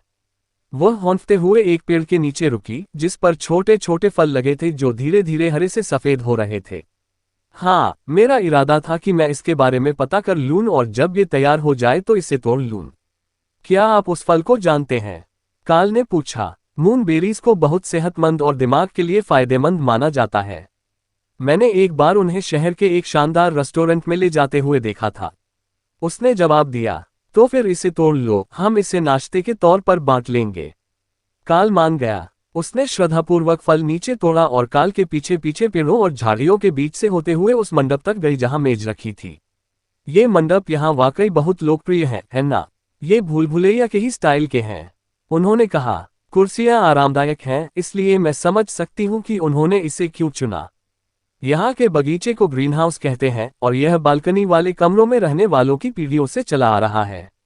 मैं इनमें से कुछ भी नहीं लाए, मैं बस इसमें पानी डालती हूँ और पत्तियों को सुखाने के लिए तोड़ लेती हूँ, क्योंकि ज्यादातर जादुई पौधों की पत्तियां किसी न किसी काम की होती हैं। दाना ने स्कूल के मैदान की ओर देखा और मुस्कुराए। यहाँ बिल्कुल सन्नाटा है। मैं छात्रों को हमारे नीचे चलते हुए देख सकती हूँ, लेकिन मुझे कुछ भी सुनाई नहीं देता। ये पढ़ाई के लिए एक शानदार जगह है। काल मुस्कुराया और अपनी रणनीति की पाठ्यपुस्तक खोली, जो सार्जेंट रीटा द्वारा कक्षा के बाद पढ़ने के लिए छोड़ी गई किताबों के ढेर में अगली किताब थी। इसे कल से पहले पढ़ लेना उपयोगी होता, जिससे उसे यह सोचने पर मजबूर होना पड़ा कि क्या वह वास्तव में अपनी पढ़ाई में बहुत ज्यादा लापरवाही कर रहा है। उसने किसी भी चीज के लिए कोई समय सीमा तय नहीं की थी और न ही वह उसका कोई इम्तिहान ले रही थी, इसलिए उसने इस बारे में सोचा भी नहीं था। लेकिन शायद वह ऐसा ही कर रही थी और प्रशिक्षण के पाठ ही इम्तिहान थे। काल को इस बात पर थोड़ी मूर्खता महसूस हो रही थी कि उसने दी गई सभी किताबों के शीर्षक भी नहीं पढ़े थे। अगर उसे पता होता कि वे क्या हैं, तो वह अगले दिन के लिए सबसे जरूरी लगने वाली किताबें पहले ही पढ़ सकता था। अध्याय 30, नाश्ता। डाना ने मूनबेरी फल को टुकड़ों में काटा और वे सुबह पढ़ाई करते हुए नाश्ता करते रहे। हर बार एक और टुकड़ा खाने पर उन्हें तुरंत ताजगी महसूस होती थी। पेड़ पर केवल 1 दर्जन या उससे कुछ ज्यादा फल थे, इसलिए उन्हें हर दिन खाना संभव नहीं था, लेकिन सप्ताह के तनाव और थकान को दूर करने के लिए हर छुट्टी के दिन एक फल खाना बिल्कुल भी बुरा नहीं लगता था। सामरिक नियमावली पढ़ने में बेहद उबाऊ थी और काल ने ताजगी भरे दिमाग और हॉक द्वारा शिकार करने के सर्वोत्तम तरीकों पर दिए गए सुझावों की मदद से जल्दी ही सब कुछ सीख लिया, इसलिए उसका ध्यान भटकने लगा। यहाँ इतने सारे अलग अलग पौधे थे और हालांकि उसने जर्नल देख लिया था, लेकिन उसने उन सभी के उपयोग को याद नहीं किया था, खासकर उन पौधों के जिन पर इस समय कोई फल नहीं थे। इसलिए उसने किताब बदल दी और ग्रीनहाउस पर मौजूद जर्नल के विवरण पढ़ने लगा और उसे पता चला कि मूनबेरी जैसे कई और फल थे, लेकिन सबसे महत्वपूर्ण बात यह थी कि विभिन्न पौधों से कई प्रकार की चाय, टॉनिक और औषधियां बनाई जा सकती थीं, हालांकि कुछ के लिए एक विशेष जादुई संबंध की आवश्यकता होती थी। पिछली निवासी को बड़े बुजुर्ग चुड़ैल कहते थे और वह औषधि बनाने में काफी माहिर थी, लेकिन काल को इस काम का बहुत कम अनुभव था। घर की रसोई इतनी बड़ी नहीं थी कि एक साथ एक से ज्यादा लोग काम कर सकें, इसलिए उसने कभी भी नाश्ता बनाने में अपनी मां की जगह लेने की कोशिश नहीं की थी और उसके दिन के 2 भोजन स्कूल और खदान से मिलते थे, पहले से पका हुआ और खाने के लिए तैयार। स्कूल के बाद खदान के प्रांगण में थोड़े समय के लिए काम करने का एक फायदा ये था कि आपको गर्मागर्म भोजन की गारंटी मिलती थी और वह एक मेहनती वयस्क के लिए पर्याप्त मात्रा में होता था। जैसे ही वह पाठ्य पुस्तक में खोज रहा था, उसने देखा कि डाना तेजी से उत्साहित हो रही थी और किसी जादुई प्रभाव से थोड़ी चमकने लगी थी। अकादमी में आने के बाद से वह अपनी प्रारंभिक जादुई शक्तियों के अलावा एक और जादू सीख चुकी थी और ऐसा लग रहा था कि वह जल्द ही एक और जादू सीख लेगी। उन्हें वास्तव में यह नहीं पता था कि मंत्र कितनी जल्दी सीखे जाते हैं, लेकिन सार्वजनिक क्षेत्रों और कैफेटेरिया में हो रही बातचीत से ऐसा लग रहा था कि अधिकांश छात्र अभी भी अपने शुरुआती मंत्र पर काम कर रहे थे, आगे बढ़ने से पहले उस पर महारत हासिल करने की कोशिश कर रहे थे। लेकिन रसोइये और ट्रेन के गार्ड के अनुसार हर किसी की क्षमता अलग अलग होती है, तो शायद डाना सबसे तेजी से सीखने वालों में से एक थी। रसोइये ने ऐसा बताया जैसे वह अपनी योग्यता की कमी के कारण उन मंत्रों की बुनियादी बातें भी नहीं सीख पाया था जिन्हें वह सीख सकता था, लेकिन डाना इसके बिल्कुल विपरीत थी। सबसे आसान तरीका तो सीधे पूछ लेना ही होगा, तुम तो वाकई मंत्रों का अभ्यास तेजी से कर रहे हो, तीसरे मंत्र पर तो पहुंच ही गए हो, काल ने टिप्पणी की। डाना ने ऊपर देखा और मुस्कुराए। मेरी याददाश्त बहुत अच्छी है और हालांकि मेरी शक्ति कुछ दूसरों जितनी मजबूत नहीं है, मैं नई जादुई विद्या में माहिर हूं। ट्रेन से उतरने से पहले ही मैंने अपना पहला मंत्र सीख लिया था, लेकिन उसे 2 बार ही कर पाए। अब मैं तीसरी बार भी कर सकती हूँ, या मैं धीरे धीरे कोहरे को नियंत्रित कर सकती हूँ, लेकिन गिल, जो हमारी कक्षा में सबसे शक्तिशाली है, एक बार में 5 जादुई तीर चला सकता है और बार बार ऐसा कर सकता है। उसकी शक्ति अविश्वसनीय है, लेकिन उसे अभी भी तीरों की दिशा और स्थिरता को नियंत्रित करने में परेशानी हो रही है। तो शुरुआती तरक्की इस बात पर ज्यादा निर्भर करती है कि आप किस चीज में प्रतिभाशाली हैं। मैं समझ सकता हूं कि बहुत ज्यादा शक्ति होना लेकिन नियंत्रण न होना कक्षा में जल्दी ही एक समस्या बन सकता है, लेकिन बहुत कम शक्ति होना, जैसे कि ट्रेन में रसोइया, इसका मतलब है कि बाकी सब कुछ मायने नहीं रखता। अगर वे आपको एक सार्वजनिक हस्ती बनाने की तैयारी कर रहे हैं, तो निश्चित रूप से उन्हें आपसे बहुत उम्मीदें होंगी, काल ने सुझाव दिया। डाना ने आंखें घुमाईं। डांस इंस्ट्रक्टर ने कहा कि ऐसा इसलिए है क्योंकि मैं जल्दी सीख जाती हूँ। मशहूर होने के लिए बहुत शक्तिशाली होना जरूरी नहीं है, बल्कि बहुमुखी प्रतिभा होना जरूरी है। अगर मैं ग्रेजुएशन से पहले अवेकेंड के ऊपरी स्तर तक पहुंच जाऊं तो ठीक रहेगा, लेकिन कोरियोग्राफी टीचर के अनुसार एसेंडेड सबसे अच्छा होगा। काल हंस पड़ा और डाना ने भौहें चढ़ाकर उसकी ओर देखा। तुम्हें क्या लगता है कि वे तुम्हें किस लिए प्रशिक्षित कर रहे हैं? बहुत कम लोगों को समर्पित शिक्षक मिलते हैं और तुम्हारा तो पूरा क्लास शेड्यूल है। जाहिर है वे तुम्हें किसी खास चीज के लिए तैयार कर रहे हैं। उसने कंधे उचकाते हुए कहा, ट्रेन में मुझे सबसे पहले यही बताया गया था कि मेरे लिए एक गोलेम का होना बेहतर होगा जो मेरी रक्षा करे, और इसी तरह वे उन युद्ध जादूगरों को प्रशिक्षित करना चाहते हैं जो इसे सीख सकते हैं। इसलिए शायद वे उम्मीद कर रहे हैं कि मैं सेना या सरकार में शामिल होकर राक्षसों को वश में करने का काम करूंगा। मेरे पास वास्तव में कोई ऐसा कौशल नहीं है जो युद्ध या जासूसी के अलावा किसी और काम आ सके, इसलिए शायद यही एकमात्र चीज है जो वे मेरे साथ कर सकते हैं, और यह एक अनोखी श्रेणी है, इसलिए मैं नियमित पाठ्यक्रमों में भी फिट नहीं बैठता। डाना ने कुछ देर सोचा। तुम्हारे पास आने के बाद हॉक ने एक और हुनर सीख लिया है ना? मैंने दूसरे साल के जादूगरों से सुना है कि वह पवन अवरोध का इस्तेमाल कर सकता है। शायद तुम उसे और हुनर सिखा सकते हो, या तुम खुद राक्षसों के और हुनर सीख सकते हो। इससे तुम और भी माहिर बन जाओगे। अगर आप उस शीतलता प्रदान करने वाले एलोवेरा पौधे के उन्नत संस्करण की क्षमता का उपयोग कर सकें, तो आप घावों को ठीक कर सकते हैं। इससे आप अपने आप ही एक शीर्ष चिकित्सक बन जाएंगे। काल ने पौधे की ओर देखा। क्या ये चीज घावों को ठीक कर सकती है? डाना ने सिर हिलाया। नहीं, इससे चकत्ते, सनबर्न ठीक हो जाते हैं और दर्द थोड़ा कम हो जाता है। ये वाकई उपयोगी है, लेकिन यह एक आम जादुई औषधि है। ये दवा की दुकान पर और नीचे आपूर्ति कक्ष में मिलती है। इसका एक बेहतर संस्करण भी है जो उन्नत स्तर का है और उससे हर तरह के घाव ठीक हो सकते हैं, लेकिन बीमारियां या रोग नहीं। मैंने इसे एक प्रकृति नाटक में देखा था। काल के परिवार के पास टेलीविजन नहीं था, इसलिए वह केवल सार्वजनिक स्थानों पर प्रसारित होने वाले कार्यक्रम ही देखता था, और वह भी शायद ही कभी कोई प्रकृति वृत्तचित्र होता था। उसने जादुई वनस्पति विज्ञान की कुछ कक्षाएं ली थीं, लेकिन वे बहुत ही बुनियादी थीं और उनमें औषधीय पौधों के बारे में ज्यादा जानकारी नहीं दी गई थी। उनका मुख्य ध्यान उन पौधों पर था जो जंगल में मिलने पर जानलेवा साबित हो सकते हैं। खैर, मुझे इन्हें उगाने के बारे में ज्यादा जानकारी नहीं है, लेकिन शायद एलोवेरा के पौधे को और बेहतर बनाने के तरीकों पर विचार करना फायदेमंद हो सकता है ताकि यह ज्यादा घावों का इलाज कर सके।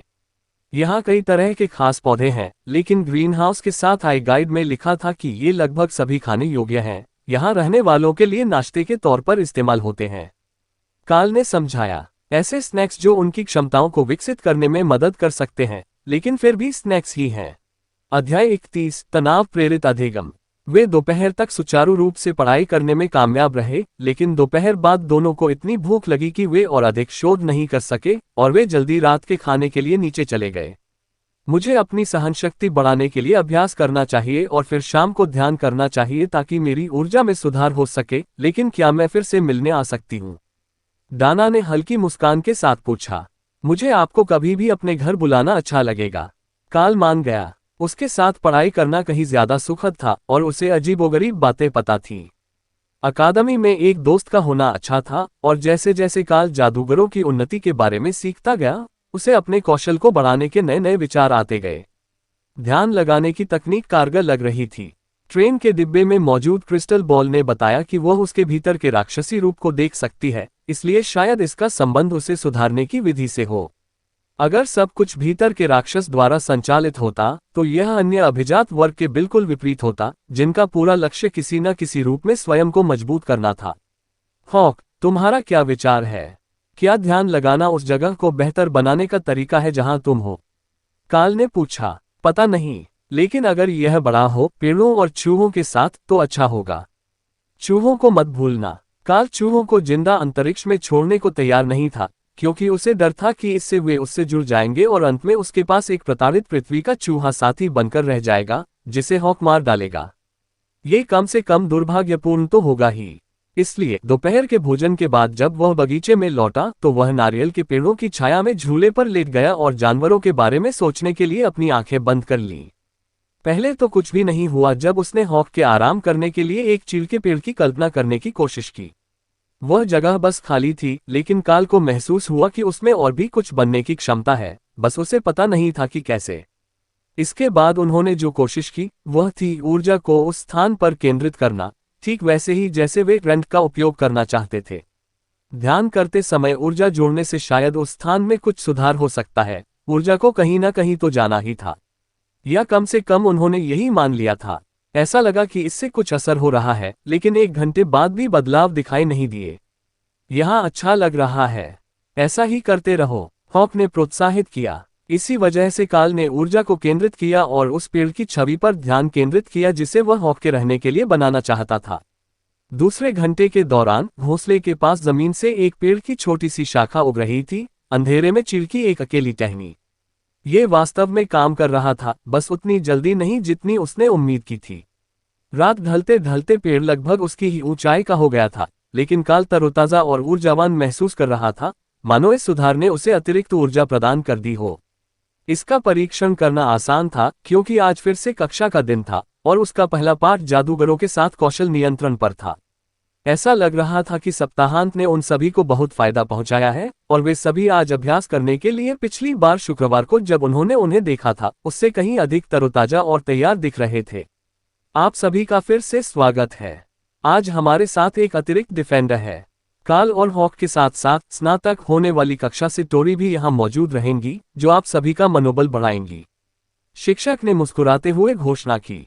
टोरी लगभग 18 वर्ष की एक लंबी, सुनहरे बालों वाली लड़की थी, जो अकादमी से स्नातक होने की उम्र थी। उसके कांस्य बैच के अनुसार वह उच्च पद पर थी, इसलिए वह इस कक्षा के किसी भी छात्र से व्यक्तिगत रूप से अधिक मजबूत थी।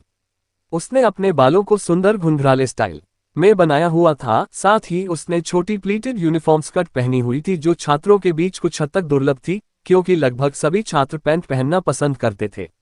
वह देखने में ऐसी लड़की लगती थी जो स्कूल में बेहद लोकप्रिय होनी चाहिए थी, लेकिन यहाँ मौजूद छात्रों के चेहरों के भावों से ऐसा लगता था कि या तो वह बदमाश लड़कियों में से एक थी या फिर किसी और कारण से उससे नफरत की जाती थी। बेशक ऐसा इसलिए हो सकता है क्योंकि कक्षाओं में उन्हें कठिनाई हुई थी जिससे उनमें असंतोष पैदा हुआ, लेकिन वह एक उन्नत जादूगरनी के रूप में स्नातक हो रही थी, इसलिए वह कोई असाधारण प्रतिभा वाली नहीं थी जिससे हर कोई अपनी क्षमताओं को लेकर हीन महसूस करे। तो क्या हम सब तैयार हैं? बहुत बढ़िया। जब आप तैयार हो तब शुरू करें।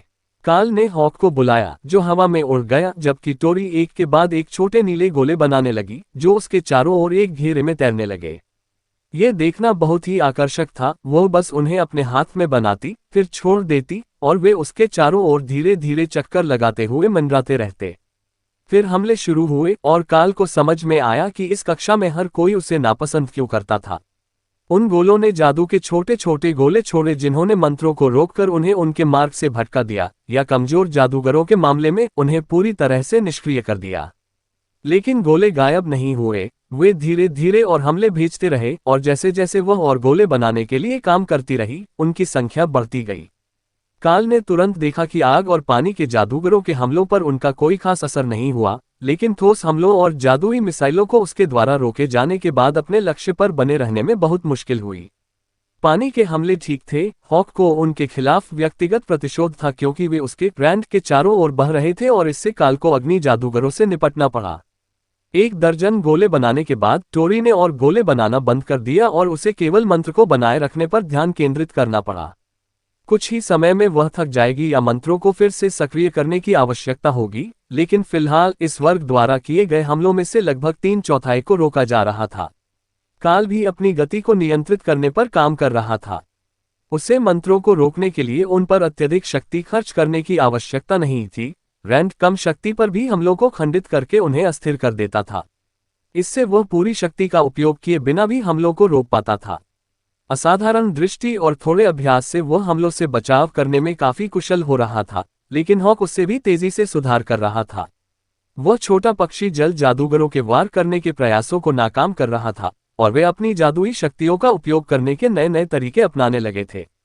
अंत में जादूगरों में से एक ने अपनी पानी की गोली को छोटी छोटी बारिश की बूंदों के समूह में बदलने में कामयाबी हासिल की, जिसने लक्ष्य पर बंदूक की तरह वार किया, जबकि रैंड हमले में उनमें से केवल 1/3 ही नष्ट हुए थे।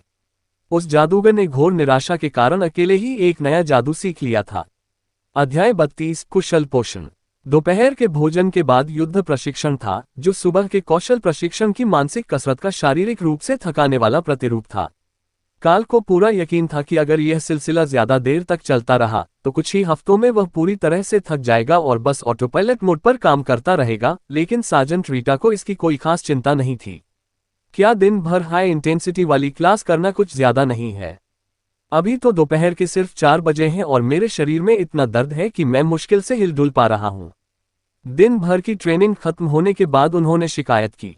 सौभाग्य से आपकी बालकनी में बगीचा है, जो आपके शरीर के अनुकूल होने तक आपको तरोताजा रखने में मदद करेगा। कुछ हफ्ते का समय दीजिए और यह आपके लिए पूरी तरह से स्वाभाविक हो जाएगा। रीटा ने जोर देकर कहा। क्या यह इसी तरह काम करता है? सार्जेंट ने उसकी शिकायत सुनकर आह भरी और काल को उठने में मदद की। यही तो तरीका है, और शुरुआती कुछ हफ्तों में तुम जितना ज्यादा जोर लगाओगे, प्रशिक्षण कार्यक्रम में उतनी ही जल्दी ढल जाओगे। थोड़े समय की तकलीफ से लंबे समय में फायदा होता है। काल ने आह भरी। वह उसे गलत साबित तो नहीं कर सकता था, लेकिन उसे यह आशंका थी कि जैसे जैसे वह मजबूत होता जाएगा, प्रशिक्षण और कठिन होता जाएगा, इसलिए वह कभी भी प्रशिक्षण के स्तर के अनुकूल नहीं हो पाएगा। ठीक है, मैं जाकर ध्यान लगाता हूं और फिर खाना खा लेता हूं। लगता है हॉक जहां रहता है वहां ध्यान लगाने से मन को शांति मिलती है। काल अनिच्छा से मान गया। सार्जेंट ने उससे और बहस नहीं की, उसने बस अपनी नोटबुक निकाली और उसकी साधना के बारे में अपनी टिप्पणियां और ध्यान से मिलने वाले लाभ के बारे में लिख ली। काल जानता था कि अब जब उसे पता चल गया है तो यह शायद उसकी दिनचर्या का हिस्सा बन जाएगा, लेकिन यह अच्छा ही था, क्योंकि उसे विंडस्पीड हॉक को अपने रहने की जगह में खुश रखने के लिए इसकी जरूरत पड़ने वाली थी। इसके मुकाबले विकास के अतिरिक्त प्रभाव महज एक बोनस थे, क्योंकि बाज अपने मन में बहुत मुखर था जब उसे किसी चीज की जरूरत या इच्छा होती थी, इसलिए उसे उगने देना उसके मानसिक स्वास्थ्य के लिए एक आपदा साबित होगा। आज कैफेटेरिया का खाना कुछ अलग लग रहा था। उसने साइड सलाद के साथ पास्ता स्पेशल ऑर्डर किया था, लेकिन खाने का स्वाद उसे याद नहीं था, और उसमें ऊर्जा की मात्रा भी काफी ज्यादा थी। कुछ ही निवाले खाते हुए काल को ऐसा महसूस हुआ जैसे किसी ने उसे बिजली का झटका दिया हो और उसके शरीर में ऊर्जा का प्रवाह हो रहा हो। खाना खत्म करने के बाद वह थोड़ी ऊर्जा खर्च करने के लिए जॉगिंग करने जा रहा था, लेकिन उसे लगा कि ध्यान लगाना और अपनी ऊर्जा को प्रशिक्षण में लगाना ज्यादा फायदेमंद होगा। हॉक ही उसकी शक्ति और उन्नति का मुख्य स्रोत था, इसलिए वह जितना ज्यादा उस जानवर को विकसित करने में मदद कर सकता था, स्नातक होने तक उसकी स्थिति उतनी ही बेहतर हो जाती। लेकिन काल को अब समझ आने लगा था कि कुछ वर्ग आगे क्यों नहीं बढ़ पाते या अपनी क्षमताओं को क्यों नहीं निखार पाते। अगर उसने वह अंडा न उठाया होता और अनुकूलता न खोजी होती, तो क्या वह कभी सोच पाता कि राक्षसों को छूना ही इसका समाधान है? शायद नहीं। ऐसा करने की कोशिश करना मूर्खता ही होगी, और अकादमी उसे किसी जीवित राक्षस को छूने का मौका तो बिल्कुल नहीं देती, सिर्फ इस उम्मीद में कि शायद काम बन जाए और वह मारा न जाए। एक बार जब वह अपने पसंदीदा ध्यान स्थल झूले पर आराम से बैठ गया और हॉक के उन्नयन के लिए अपने शरीर की अतिरिक्त ऊर्जा को केंद्रित करना शुरू किया, तो उसने पाया कि अतिरिक्त ऊर्जा बहुत जल्दी स्थानांतरित हो गई और केवल 1 घंटे में ही उसे फिर से भूख लगने लगी। वह हमेशा की तरह ध्यान लगा सकता था, लेकिन उस मानसिक क्षेत्र में पेड़ तेजी से बढ़ रहा था और अब उसके चारों ओर घास की कुछ पत्तियां उगाई थीं। अगर वह लगातार ऊर्जा जुटाता रहता, तो शायद अब वह पहले से कहीं बेहतर कर पाता। क्या बदलाव हुआ था, ये स्पष्ट नहीं था, लेकिन वह रसोई कर्मचारियों से पूछ सकता था कि क्या मेनू में कोई बदलाव हुआ है। हो सकता है कि यह किसी दूसरे राक्षस का मांस हो जो उसके लिए ज्यादा अनुकूल हो। अगर बस इतना ही काफी था, तो वह हमेशा यही मांग सकता था। जब वह भरपेट भोजन करने के तुरंत बाद लौटा तो रसोई कर्मचारी ने उसे कुछ अजीब नजरों से देखा और काल ने माफी मांगते हुए कंधे उचका दिए। लगता है सप्ताहांत में मेरी क्षमताओं में जो जबरदस्त सुधार हुआ है, उसकी भरपाई मुझे अभी बहुत करनी है। 1 घंटे के अभ्यास के बाद भी मुझे बहुत भूख लगती है, इसलिए उम्मीद है कि अगर मैं आपके लिए कुछ खाना पैक करवा लूं तो आपको कोई आपत्ति नहीं होगी। काल ने प्लेटें सजाते हुए समझाया। बस मुझे बता दीजिए कि आपको क्या चाहिए, मैं उसे सर्विस लिफ्ट से ऊपर ले आऊंगी। बुजुर्ग महिला ने मुस्कुराते हुए उसे बताया। क्या आपने पास्ता स्पेशल की रेसिपी बदल दी है? यह मुझे पहले वाली रेसिपी से अलग लग रही है। उसने जवाब दिया। नहीं, सामग्री का वही बैच है जो पिछले हफ्ते था। उस व्यंजन के लिए हमारे पास कुछ भी नहीं था। क्या आप कुछ चीजें चख कर देखना चाहेंगे कि आपको क्या पसंद आता है? मुझे पता है कि कुछ छात्र प्रशिक्षण के दौरान नई नई चीजों का स्वाद चखने लगते हैं। खास तौर पर बरसेरकस को बहुत मसालेदार खाना पसंद होता है और वे जितने अधिक शक्तिशाली होते जाते हैं, उतना ही अधिक मसालेदार खाना उन्हें चाहिए होता है। ये तो बहुत अच्छा विचार है। अगर आप मुझे शुरुआत में सभी स्पेशल डिशेज में से थोड़ी थोड़ी दे दें, तो मैं उनमें से सबसे अच्छी लगने वाली चुन लूंगा। काल मान गया। उसने एक प्लेट में थोड़ा थोड़ा करके सब कुछ परोसना शुरू किया और काल उसे एक खाली मेज पर ले गया, जहां उसने एक एक करके उन्हें खाना शुरू किया। इसका असर पास्ता जैसा ही था। उसका शरीर भोजन से पहले की तुलना में कहीं अधिक ऊर्जा अवशोषित कर रहा था और अतिरिक्त ऊर्जा हॉक के वातावरण में प्रवाहित करने के लिए जमा हो रही थी।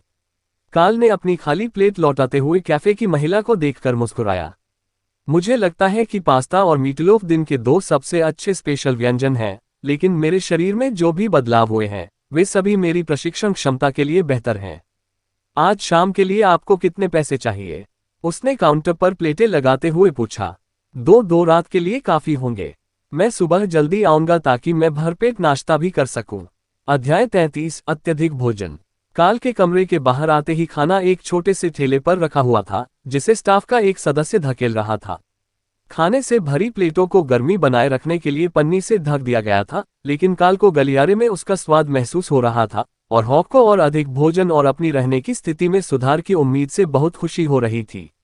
इसके लिए धन्यवाद, मैं सुबह सब कुछ लौटा दूंगा, काल ने रसोई कर्मचारी को बताया। बस अपने बर्तनों के साथ थैला हॉल में रख दीजिए, हम हॉल की सफाई करते समय इसे उठा लेंगे, कर्मचारी ने समझाया। फिर वह लिफ्ट की ओर वापस चली गई और काल सारा सामान अंदर ले गया ताकि वह खाने और ध्यान पर ध्यान केंद्रित कर सके। खाने की खुशबू लाजवाब थी और पहली बार में ही जिससे उसके शरीर में ऊर्जा भर गई थी जिसे बाद में खर्च करना था, उसकी भूख पूरी तरह शांत नहीं हुई। बिस्तर के बीचों बीच एक आरामदायक ध्यान मुद्रा में बैठने के बाद काल ने टाइमिंग स्पेस में किए गए सुधारों पर ध्यान केंद्रित करना शुरू कर दिया। उससे निकलने वाली अतिरिक्त ऊर्जा अंतरिक्ष में बेरोक-टोक प्रवाहित हो रही थी, जिससे पेड़ बढ़ने लगा और उसके नीचे घास का पैच धीरे धीरे लेकिन लगातार फैलता गया। ऊर्जा का वह आवेग समाप्त होते ही काल ने प्लेटों के ढेर में से एक प्लेट चुनने के लिए थोड़ी देर रुककर सोचा। स्वाभाविक रूप से उसने पास्ता चुना, क्योंकि उसे पूरा यकीन था कि वह स्वादिष्ट होगा और उसने उसे कुछ ही मिनटों में चट कर लिया। साथ ही मन ये भी सोचा कि सुबह उसे अपनी इस अतिभोगिता पर कितना पछतावा होगा। ऊर्जा उसके अंदर उतनी ही सहजता से प्रवाहित हुई जितनी पहली बार हुई थी, और काल ने उस सारी ऊर्जा को शांत करने वाले स्थान में लगा दिया। फिर मीटलोफ स्पेशल के साथ यही प्रक्रिया दोहराई। जैसे ही उसने उस ऊर्जा को अंतरिक्ष में स्थानांतरित करना समाप्त किया, उसके मन में पूर्णता का एहसास हुआ, मानो वह अब और अधिक ऊर्जा स्थानांतरित नहीं कर पाएगा। यह एक अच्छा संकेत था कि यह कोई अथाह गड्ढा नहीं था जहां वह बिना किसी अंत के ऊर्जा फेंक रहा था, लेकिन अंतरिक्ष अभी भी पूर्ण नहीं था। जैसे जैसे जगह कम पड़ने लगी, काल ने घोंसले को सावधानीपूर्वक पेड़ पर ऊपर की ओर खिसका दिया, ताकि हॉक को सोने के लिए एक अधिक प्राकृतिक जगह मिल सके, और नीचे घास के छोटे से पैच को देखा। इस गति से बाकी जगह को घास से भरने में ही महीनों लग जाएंगे। आकाश और बाकी सब कुछ जोड़ने की तो बात ही छोड़िए, जो इसे अपनी छोटी सी दुनिया जैसा महसूस कराने के लिए जरूरी होगा। लेकिन उसके शरीर में शक्ति का एहसास भोजन से बची हुई ऊर्जा और बीस्ट स्पेस से प्राप्त प्रचुर ऊर्जा दोनों से प्रभावित हो रहा था। शायद वह अगले सप्ताहांत सार्जेंट रीटा से अपनी शक्ति का परीक्षण करवा सकता था, जब उसे थोड़ा और समय मिल जाता। हो सकता है कि वह सचमुच अवेकन स्तर तक पहुंच गया हो, और यह केवल रैन की आक्रमण शक्ति पर आधारित न हो।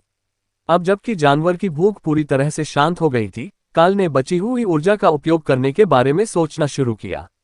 सबसे पहले, क्योंकि यह भोजन से संबंधित थी, अतिरिक्त ऊर्जा को सीधे हॉक को देने की कोशिश करना था। पक्षी के शरीर ने शक्ति को सहर्ष स्वीकार कर लिया, लेकिन काल यह नहीं बता सका कि इससे कोई खास फर्क पड़ रहा था या नहीं। हालांकि इससे हॉक खुश था, इसलिए यह कोई नुकसान नहीं था। अब वे साझेदार थे, और एक खुश साझेदार होना कभी बुरी बात नहीं होती। बाकी की रात काल ने हॉक को सशक्त बनाने के लिए अपनी पूरी ऊर्जा का इस्तेमाल करने पर ध्यान केंद्रित किया, जो आखिरकार अपने विकास के चरण के अंत तक पहुंच गया था, और अब उसकी शक्ति में ही वृद्धि होने लगी थी, आकार में नहीं। काल ने नाश्ते में बचे हुए 2 भोजन किसी तरह खत्म कर दिए, क्योंकि हॉक को फिर से भूख लग रही थी और उसे मांस और रोजाना मिलने वाली बेरीज के साथ साथ फिल्टर की हुई ऊर्जा भी चाहिए थी, ताकि उसके खाने में स्वाद आ सके। हॉक जितना खाता था, उसे देखकर काल को लगा कि उसने जंक फूड का सेवन कुछ ज्यादा ही सीमित कर दिया है। ये हॉक के खाने में एक अच्छा मसाला था, और इससे उसकी भूख पर कोई असर नहीं पड़ता था, इसलिए उसे हर समय इसका इस्तेमाल करने देने में कोई खास दिक्कत नहीं थी। सार्जेंट रीटा का इंतजार करने के लिए आंगन से वापस कमरे में जाते समय काल गया, और उसने 3 और पहाड़ी गूजबेरी तोड़ ली। अब जब तुम पूरी तरह से बड़े हो गए हो, तो तुम और अधिक जामुन खा सकते हो। इनसे तुम्हारी ताकत तो नहीं बढ़ेगी, लेकिन मुझे पता है कि इनका स्वाद अच्छा होता है। काल ने बेहद खुश विंडस्पीड हॉक को बताया। बढ़िया चीज है, मैं इन्हें हर चीज पर लगाऊंगा। हॉक ने सहमति जताई। इससे काल को एक विचार आया। हॉक जो मांस खा रहा था, वह साधारण मांस था। आमतौर पर उसकी मां जो सस्ते मांस के टुकड़े खरीदती थी, उन्हें रात भर सॉस में मैरिनेट किया जाता था। अगर वह आंवलों को पानी के कटोरे में मसलकर उसमें मांस डाल दे, तो मांस पर सॉस की परत चढ़ जाएगी, जैसा हॉक चाहता था, और आंवले भी खत्म नहीं होंगे। वह आज रात ही इसकी व्यवस्था कर देगा, ताकि हॉक का खाना कल के लिए तैयार हो जाए। दरवाजे पर दस्तक से उसे पता चला कि काम पर जाने का समय हो गया है, और जब उसने दरवाजा खोला तो उसने देखा कि रीटा खाली बर्तनों से भरी गाड़ी को उत्सुकता भरी नजरों से देख रही थी। कल मेरी भूख में कुछ बदलाव आया था। अब तो सब ठीक लग रहा है, लेकिन कल मुझे बहुत तेज भूख लग रही थी और मेरा शरीर हर संभव ऊर्जा ग्रहण कर रहा था, काल ने बताया।